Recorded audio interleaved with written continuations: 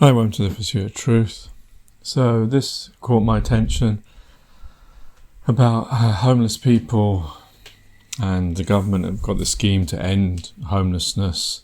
But the only way you can end homelessness is getting rid of money and getting rid of the attachment of money to things like houses and all these things, and change the system and society we live in. So there's no need for this, is there? But it just, I know I've mentioned this many times on Pursuit of Truth. When I see a homeless person, I think about my own son or daughter, and remembering that this person who's homeless, and it's easy to sort of say, oh look, they've got a drug or an alcohol addiction, or they're wayward or whatever, but to think of the life that they may have gone through, and the fact that their way out or their only choice is to be sleeping without a house, in cold, in these kind of weather, dirty, not being able to wash, not being able to eat. Imagine that kind of life. And I'm thinking of this person that used to be a child, and imagine that, when they were a child, that beautiful life and fun, and everything was fun, and playing with their parents. If that, this may not be the case with this person, because that may be the reason why they're out on the streets, but it just made me think about that, thinking, and then that person is now, I don't know, it touches me, that idea of this, and remembering this person used to be a child, used to have fun and excitement and think that, everything was great. And now when you grow up, you have to live in the real world, and, all these problems and strifes that you have to go through. Anyway, so this I just wanted this example of this person and they phoned a phone number to try and get help. It took an hour on the phone. I don't know, it's just like, there's a lot of the things in the world we live in, the government and schemes and things like that, where they're made to look like they help people, whereas really they don't. They're just there as face value. A lot of things in this life that we live in is face value and not really. I mean, the fact is, we know what the problems of the life we're living in is that his money is our acceptance to put our lives that are freely given to us and all the things that are freely around us to live still in a world where possession and greed are more important than power. And these stupid little games that politicians and powerful people play with our little lives. Anyway, here we are. Now to a warning that the government won't meet its promise to end rough sleeping in 2024. Figures from last year gathered by the Kerslake Commission suggest there's been a 26% increase in rough sleeping compared with the year before. At the end of 2022, more than 100,000 households were living in temporary accommodation. That's up 5% on the previous year and is the highest on record. The average age of death for a person registered homeless is just 45 years old. Our Home Affairs editor, Jason Farrell, has been out on the streets investigating, and a warning his report does include images of drug use. We can all see him, but somehow Ian is invisible. Spare little change, please. Spare little change, please. Spare little change, please. And the government's goal to end rough sleeping by next year seems to have vanished too. A report today says the reverse is happening. Thank you. Ian has been off and on the streets since he was 17. We followed his progress since the pandemic. Last Christmas was spent in a self-built wooden home under a flyover in Hammersmith.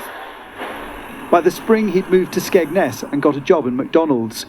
Spare little change, please. But come early summer, he was back on the streets in West London. Hi, thank you for calling Sleeping. There's a helpline that links rough sleepers with support and accommodation.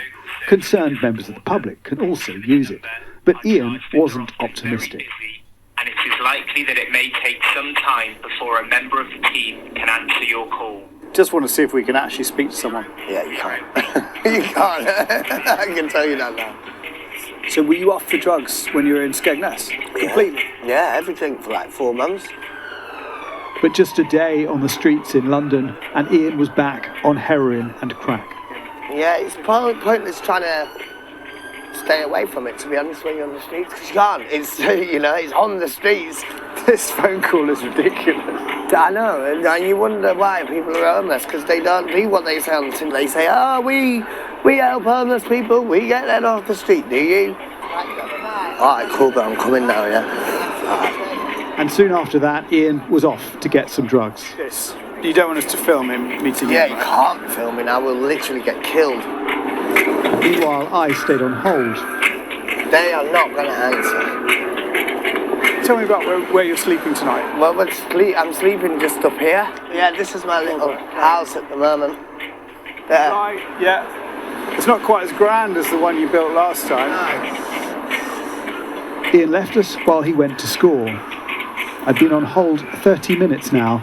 Most homeless people's phones would have run out of credit. 5 minutes later, Ian had got what he wanted. Today's report by the Kerslake Commission warns rough sleeping was up a quarter this year.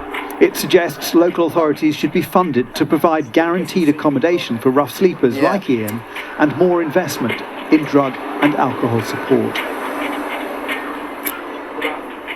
How badly did you need that? Bad. Like, I needed it before UK. But do you worry about what it's doing to you? Not really. What would get you off it again? Getting in somewhere. Just getting a home? Yeah. Just want a job in a normal life, but it's hard to get. People don't want you to have that.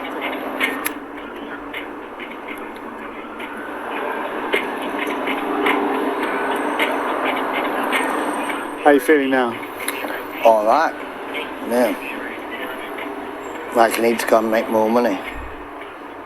So you're already thinking about the next one? Yeah. Right. Yeah. Gonna go? Yeah. Yeah, because that's what I'd do anyway. Okay, let's do it. Oh, can't believe you're still on it. Well, I can believe you're still on it. And after an hour on hold, Yeah. Hi. Yeah, I'm just calling on behalf of a guy called Ian who's currently homeless and on the street, and he's looking for somewhere to stay tonight. Ian was connected to a local outreach team a few days later, but he's still on the streets. StreetLink says it's successfully managed 500,000 alerts since 2012. The Kerslake report wants more social housing to help people on the brink. But with budgets stretched, a man without a home, without a ballot paper, might not be next year's political priority. Jason Farrell, Sky News. Well, a spokesman for the Department for Levelling Up Housing and Communities said we remain focused on ending rough sleeping for good and are spending £2 billion to tackle homelessness and rough sleeping in the areas that need it most. We're making significant progress, with over 640,000 households prevented from becoming homeless or supported into settled accommodation since 2018. This is the problem with all government, and I've found this with Alina Helpler. They always tell you what they're doing, and they never talk about specific things, so they're never going to solve the problem, because waiting an hour to try and get a place and you still don't get a place,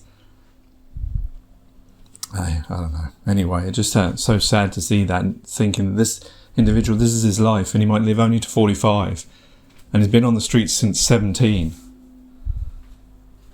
This is the system. This is what happens. This is what the system, the life is doing to us all. And why it needs changing. Take care, easy. God bless and peace.